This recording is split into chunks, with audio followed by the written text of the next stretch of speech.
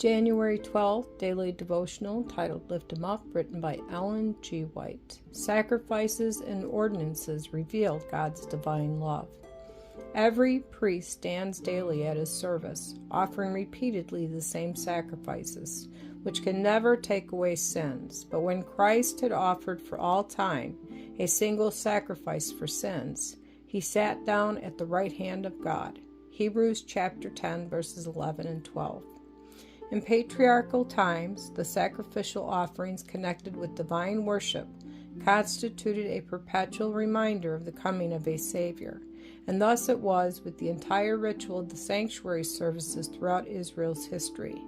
In the ministration of the tabernacle and of the temple that afterward took its place, the people were taught each day, by means of types and shadows, the great truths relative to the advent of Christ as Redeemer, Priest, and King. And once each year, their minds were carried forward to the closing events of the great controversy between Christ and Satan, the final purification of the universe from sin and sinners.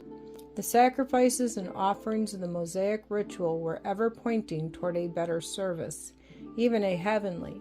The earthly sanctuary was a figure for the time then present, in which were offered both gifts and sacrifices.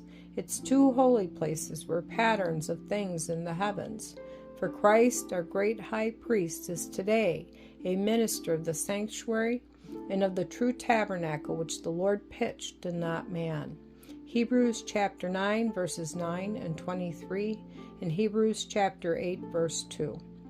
From the day the Lord declared to the serpent in Eden, I will put enmity between thee and the woman, and between thy seed and her seed, Genesis chapter 3, verse 15. Satan has known that he can never hold absolute sway over the inhabitants of this world.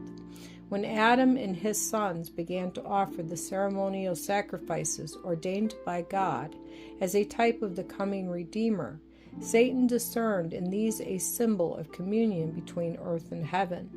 During the long centuries that have followed, it has been his constant effort to intercept this communion. Untiringly has he sought to misrepresent God and to misinterpret the rites pointing to the Savior. While God has desired to teach men that from his own love comes the gift which reconciles them to himself, the archenemy of mankind has endeavored to represent God as one who delights in their destruction. Thus the sacrifices and ordinances designed of heaven to reveal divine love have been perverted. In word and in deed, the Messiah, during his earthly ministry, was to reveal to mankind the glory of God, the Father. Every act of his life, every word spoken, every miracle wrought, was to make known to fallen humanity the infinite love of God. Thus, through patriarchs and prophets, as well as through types and symbols, God spoke to the world concerning the coming of a deliverer from sin.